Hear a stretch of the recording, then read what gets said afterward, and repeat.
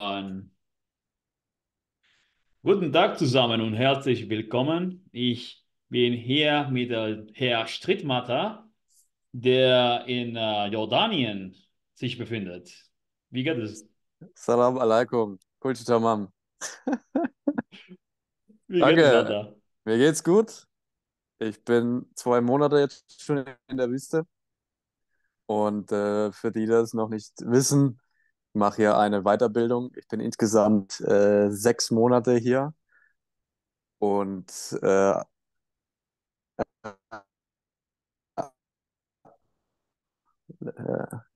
genieße das heiße Wetter am Meer. Welche Temperatur habt ihr noch?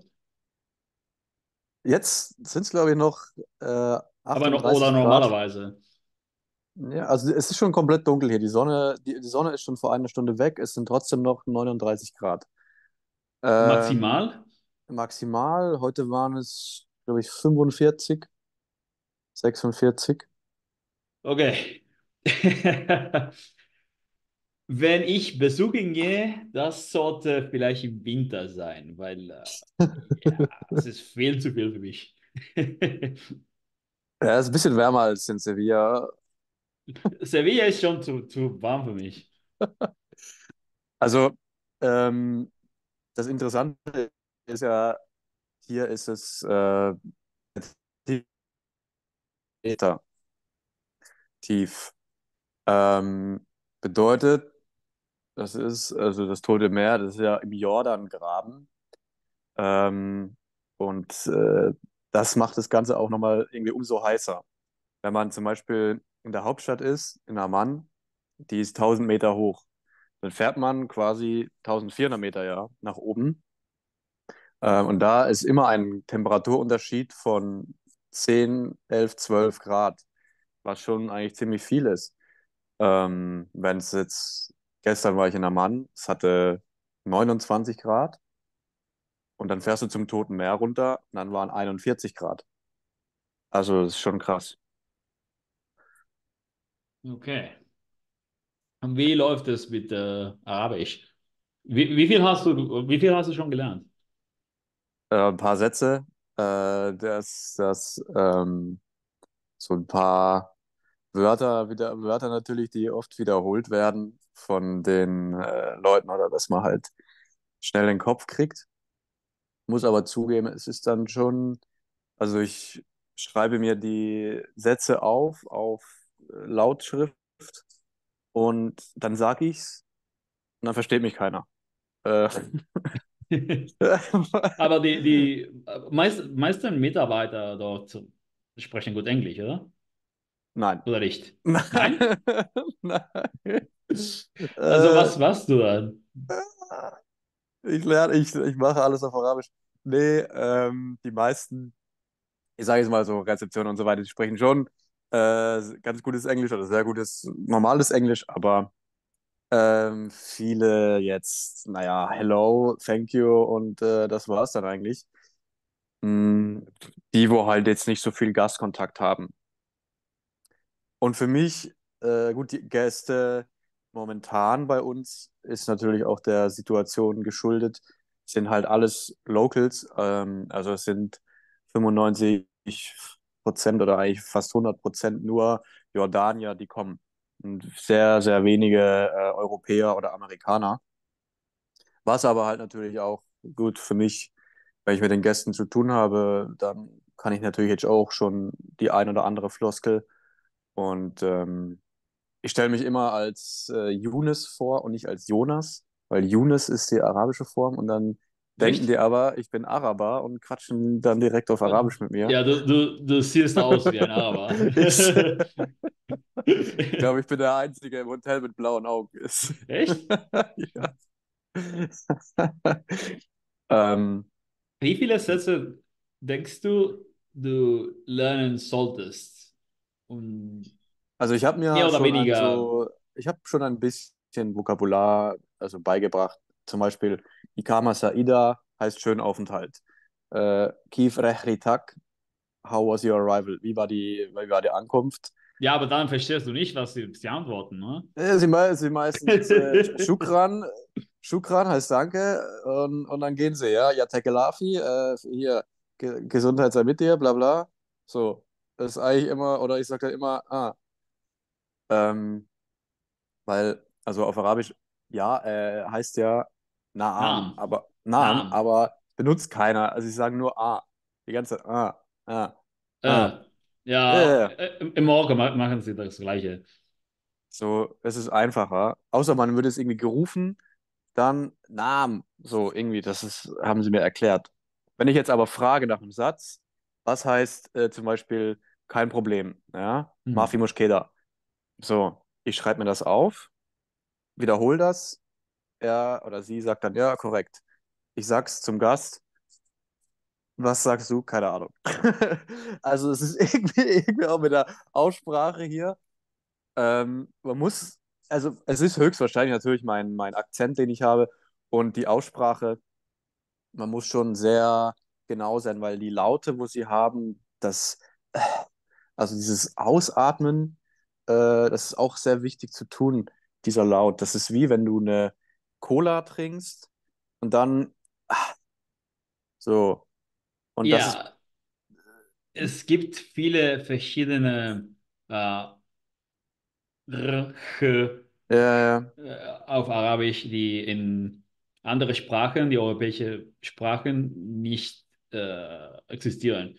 Auf Deutsch gibt es manche, wie ich oder ich, die ich machen. Das haben sie, aber dann sie haben andere, die wir nicht kennen. Grda, Genau. Und das ist aber sehr wichtig, weil ja, es ist halt, also sobald dann halt, ich versuche ja dann immer so ein bisschen zu verstehen aus dem Kontext heraus, aber es ist schon, ich muss schon sagen, es ist schwieriger für mich wie auf Spanisch. Als ich angefangen habe mit Spanisch zu lernen und dann konnte ich auch sehr viel von Körpersprache, Kontext und so weiter, konnte ich auch schon viel heraushören oder halt irgendwie mir zusammenreimen. Aber hier ist es sehr, sehr schwierig, muss ich sagen, aus dem Kontext heraus, weil es gibt so viele Wörter das ist die gleiche Sache und die werden aber auch alle benutzt. Und dann, okay, wenn ich ein Wort, wenn du oft hörst, dann weißt du, okay, das wird benutzt, aber wenn es das andere Wort für dieselbe Sache oft benutzt, das macht die ganze Sache halt umso schwieriger, das alles immer zusammenzureimen. Also zum Beispiel Hohn heißt hier. So, und dann hört die ganze Wie Hohn, heißt es? Hun. Hohn, Ah, H-O-N. ja, auf Darija ist Hühner. Was ist Daria? Also Arabisch aus Marokko. Das ist, Also, viele Sachen sind ähnlich, aber nicht das Gleiche. Das habe ich gelernt, aber jetzt habe ich aus Mittelosten lernen. So, wir lernen es zusammen. also auf jeden Fall Ich mache lustig. einen Plan für beides, wir lernen es zusammen. Kein Problem, ich übernehme für alles die volle Ich Verantwortung. wusste, dass du das jetzt sagst. Das Ding ist halt, es benutzt halt, also ich habe jetzt schon mit ein paar Arabs gesprochen und das Hocharabisch, also das Fusal, Da benutzt heißt das ja. keiner. Niemand Fußhab. benutzt es. Ja, genau, niemand benutzt es. Jeder benutzt seinen eigenen, also die Iraker, ist irakisch. Die Golf-Araber halt haben alle ihren Beduinen-Akzent eigentlich mehr oder weniger, also Kuwait, Bahrain, Saudis und so weiter, die sind sehr ähnlich. Und dann halt, okay, Ägypten, Jordanien, äh, schon auch, oder Palästina hier. Man hört das zwar, aber es gibt jetzt die Standardsprache nicht. Also gut, ich meine jetzt in Südamerika du hast ja auch nicht die Standardspanisch. Die Leute, also können die das überhaupt? Es gibt keine, also in Südamerika, es gibt viele Fernseher, TV-Stationen, TV-Stationen, also eine Mischung von verschiedenen Akzenten haben. Es ist wie Spanisch, Ja, ja. aber niemand spricht wie so in Südamerika. Das sind TV-Kanäle für die ganze Region, aber Hm. äh, auf die Straße, alle die Akzente sind anders, aber alle die Menschen verstehen sich. Das ist kein Problem. Jemand aus Im Endeffekt Kuba. geht es ja nur darum, verstanden zu werden. Und mit Arabisch ist das Gleiche. Wenn du Al Jazeera guckst im Fernseher, das verstehen sie alle, oder? In Ja, also Al jedes Jazeera Land. kommt aus Katar. Ja. Ähm, aber natürlich, das verstehen auf jeden Fall alle. Es ist einfach nur, ich denke halt, als Ausländer oder halt einfach als jemand, der die Sprache lernt, ist schon sehr schwierig. Und alle sagen mir auch, Arabisch ist die schwierigste Sprache der Welt. Das wird auch sehr Das sagen stolz wir die drauf. Basken auch über unsere. Das Es ist sagen, immer das sagen Gleiche. alle. Es ist immer. Ja, Polnisch ist die schwierigste. Das habe ich Ja. immer über jede Sprache, außer Englisch. Das habe ich gehört. Ja, also es ist nur schwierig, wenn man es schwierig macht. Oder wenn man denkt, es ist schwierig, dann ist es auch schwierig. Es ist einfach ein bisschen vielleicht anspruchsvoller, aber ich muss schon sagen, das Leben hier, es macht schon Spaß. Also die Leute sind super, super, super nett, super höflich, sehr willkommen. Also alle, mit denen ich jetzt bis jetzt geredet habe, sei es im Hotel oder wenn ich in der Stadt bin, die Leute sind wirklich sehr nett, fragen mich immer, ja, woher kommst du? Und dann, also ist immer die erste Frage, dann Und, sage ich, und es ist auch, ja, in deinem Fall, du hast keine Notwendigkeit, Bücher zu lesen oder etwas Ähnliches zu tun. Du musst nur reden. Verstehen und reden. Also, hm, wenn wir uns sprechen und hören, fokussieren, dann können wir es relativ schnell lernen. So, ich mache einen Plan bereit. Ich habe schon eine Idee. Viel lesen, nicht lesen, hören und wiederholen mit tausende Sätze und dann weißt du, nicht die Sprachinseln. Jemand hat Ärger gemacht, weil das auf Deutsch gesagt habe. Nein, wir sagen Language Islands, nicht Sprachinseln. Ähm, Ärger gemacht. wir bereiten Sprachinseln vor, so eine Liste von alles, das du sagen musst, und dann übersetzen wir alles auf Arabisch und dann lernst du das. Und damit kannst du arbeiten. Und dann mehr Sätze, um Leute kennen zu lernen und Höflichkeiten, Unterhaltung und so weiter. Es ist halt, aber okay, wer spricht das aus? Wer spricht das aus?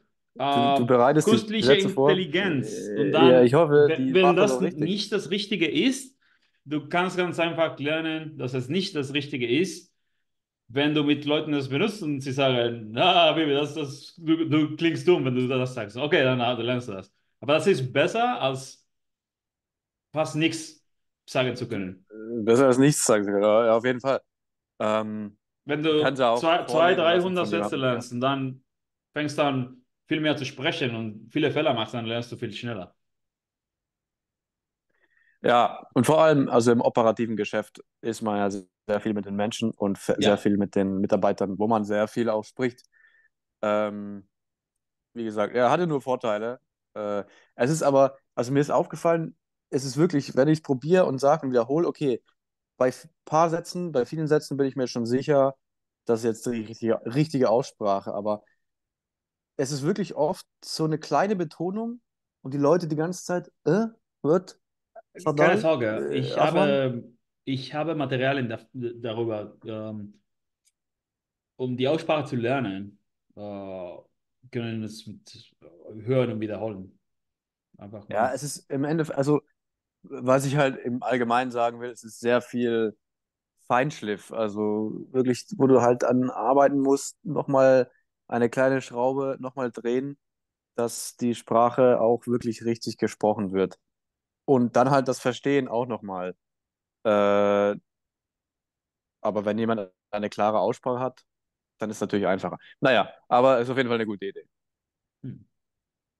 Willst du denn überhaupt vorbeikommen? Bitte? Willst du denn überhaupt vorbeikommen? Ich weiß nicht. Das Problem ist es, dass ich sehr beschäftigt bin Oh. und ja, ich habe viel Arbeit, viel zu tun. Das sage ich jetzt und ich bin heute Morgen mit Giorgio tauchen gegangen. Habe nichts getan. Nichts, ja, heute, aber ja. Und nein, ich habe schon Pläne für Herbst. Reisen mit der Freundin und dann auch mit der Familie. Mhm. Und vielleicht, wie lange bleibst du dort? Bis Mitte, Ende Dezember. Oh. Und dann zurück.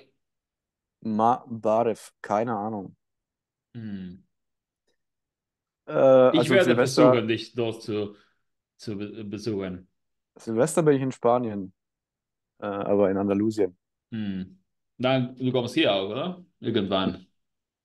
Nächstes Jahr im Sommer auf jeden Hm. Fall. Wir gehen tauchen. Freue mich. Ja, Hat, ja.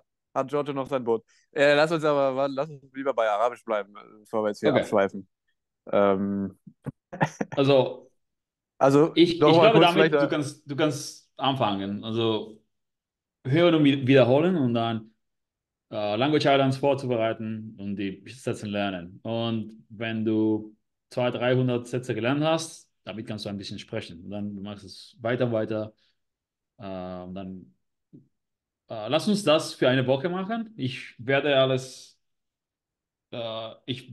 vor und dann damit, so, wir werden sehen, wie es läuft und dann machen wir etwas anderes. Aber ich glaube, äh, ich bin davon überzeugt, dass es funktioniert wird. Ja, das ist auf jeden Fall auch gutes Material und ich habe keine Angst zu sprechen mit den Leuten. Im Gegenteil. Aber mit den Arabs hier ist wirklich super, super lustig, super Echt? easy. Ja, ich bin den ganzen Tag nur am Lachen. Ne? Das sind wie Kinder, wie große Kinder, wirklich. Es ist nur Blödsinn im Kopf.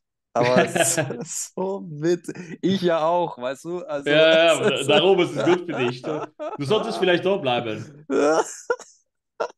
Ja, wenn sie mir mehr bezahlen, bleibe ich auf jeden Fall länger. Ja, nimmst du auf, keiner Bier, es ist gut, gesund. Ich lebe so gesund, Igla, Wallah. Ich sag's dir. Kein Alkohol seit 2 Monaten. Ich mache Intervallfasten. Es ist so viele Dinge hier. Also jeden Tag trainieren. Du gehst im Fitnessstudio auch oft, oder? Jeden Tag. Ja. Ja, Und zum Strand auch. nee.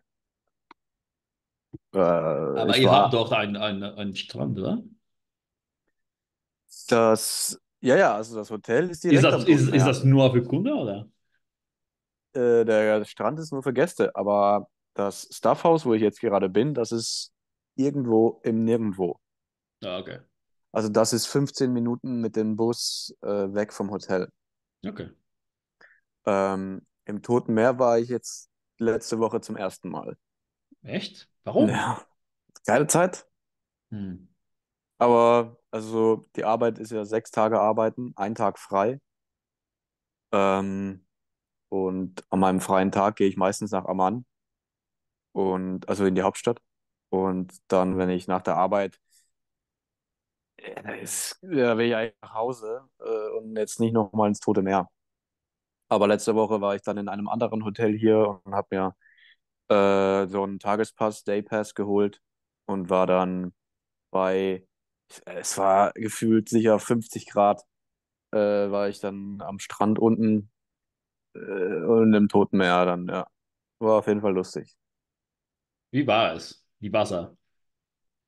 Es ist schon, also du läufst rein und du merkst sofort die Counter Pressure, also den Gegendruck und Hm. dann du läufst weiter rein, es wird dann relativ schnell tief und dann du setzt dich einfach hin, wie auf einen Stuhl und ja, du kannst nicht untergehen. Also das Wasser, das drückt dich richtig hoch. So, Und dann, es ist zu salzig für Fische dort, oder? es gibt kein Leben, nein, nein, es ist Kein komplett tot. Leben. Das Kein klingt Leben. verrückt. Es ist Hm. komplett tot, alles. Und also du kannst, also du schwimmst auf dem Rücken. Und ich habe Hm. dann probiert, umzudrehen, mit der Brust zu schwimmen, aber es geht sehr, sehr schwer. Und dann habe ich mich wieder umgedreht, aber dann habe ich Wasser ins Auge gekriegt. Bäh. Alter, das hat so weh gemacht. Ja. Es hat so weh gemacht, aber ich war dann eh auf dem Wasser und dann, ich kann das ja nicht aus dem Auge machen, weil überall ist ja Salz an mir. Ja. Weißt du, und dann war ich da am Toten Meer und musste wieder zurück. Es brennt, es brennt.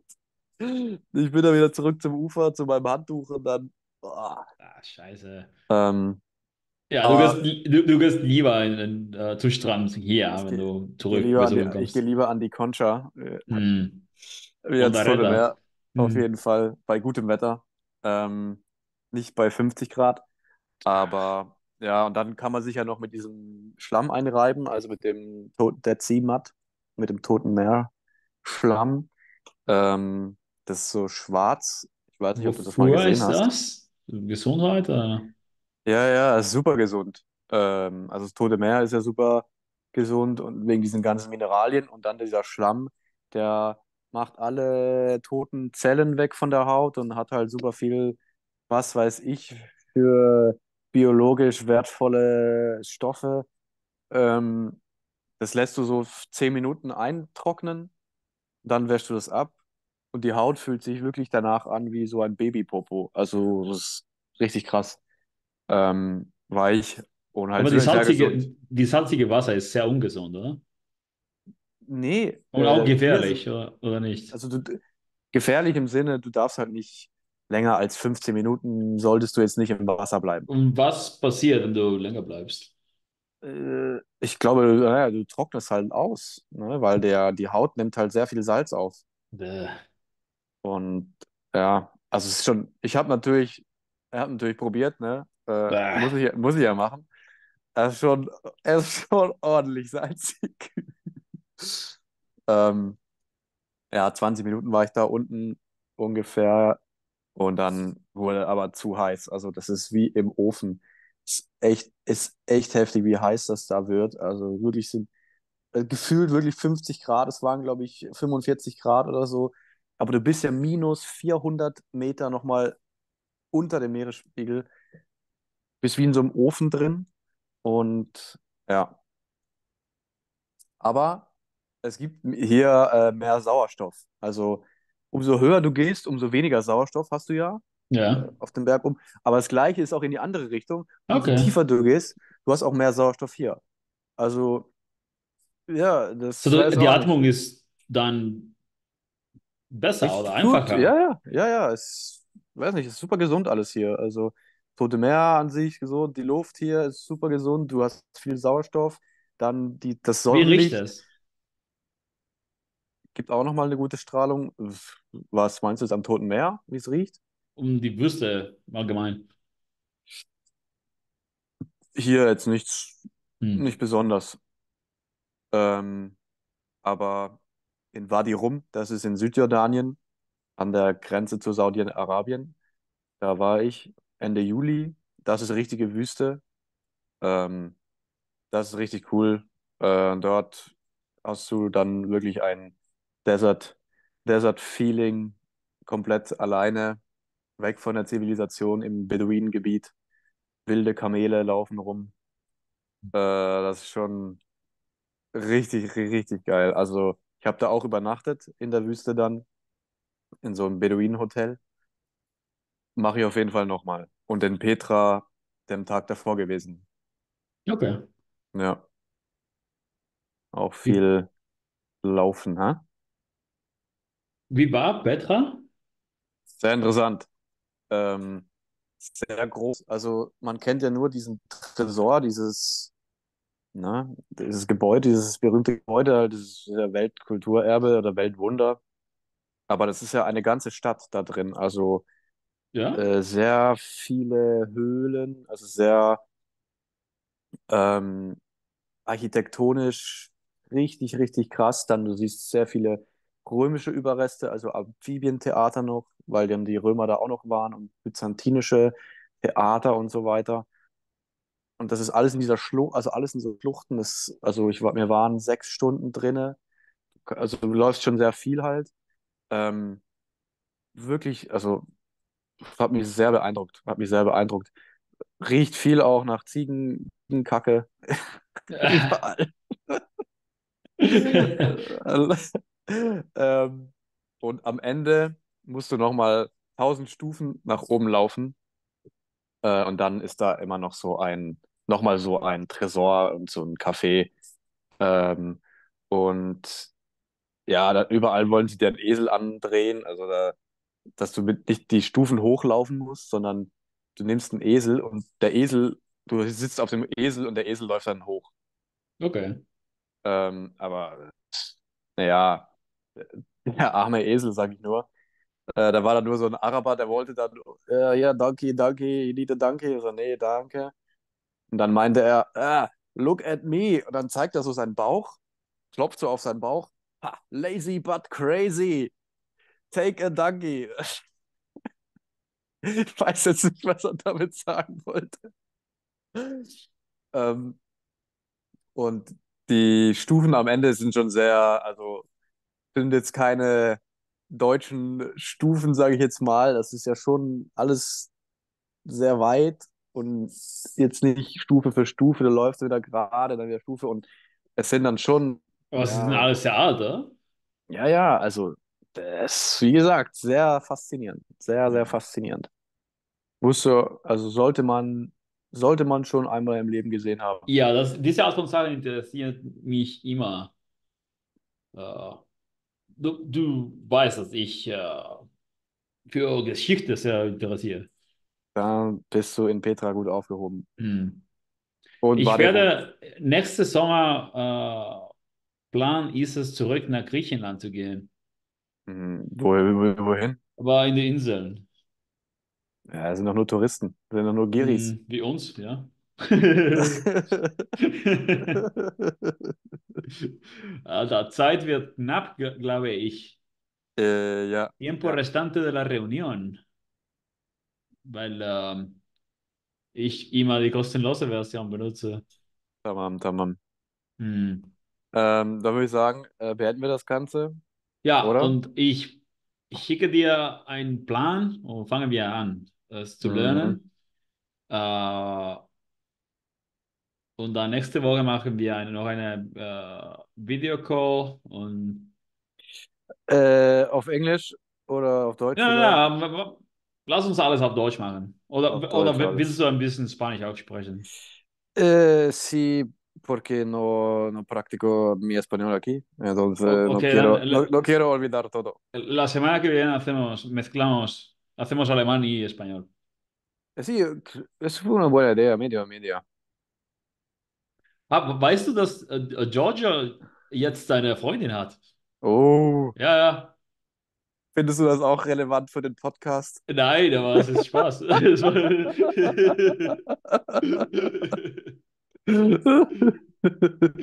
Ja, Grüße ihn. Ich hab sie kennengelernt.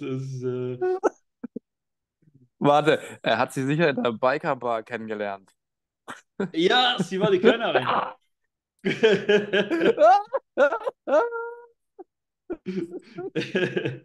Geil.